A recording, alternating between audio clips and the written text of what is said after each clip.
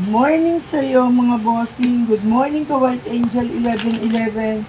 Good morning sa iyo Libra. Ang pika card mong ito ay para ngayong linggong ito para sa career, kaperahan at pag-ibig. Good morning sa iyo, naway nasa mabuti kang kalagayan. Sinasabi rito ng yung career ay masalimuot sa iyo. Kung kaya't pinag-aaralan mo ang bawat yugto ng iyong pipirmahan, ng lahat ng iyong kontrata na matatanggap na siya namang kinakailangan. Sapagkat ikaw ay nagsisimula pa lamang.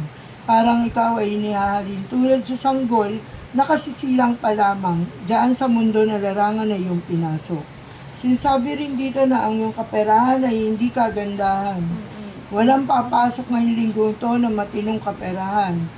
Kung kaya't ipanatag at ipayapa ang iyong isipan. Maging matalino ngayong linggong ito, Libra.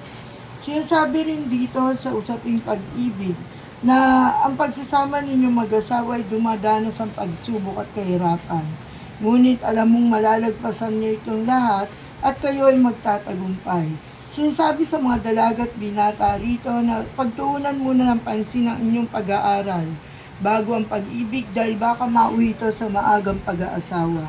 Ito ay babala lamang. Sinasabi sa mga magkatipan na patuloy na nakikipagsapalaran sa kanilang buhay na ituloy-tuloy lamang ito at ito ay magiging magandang resulta.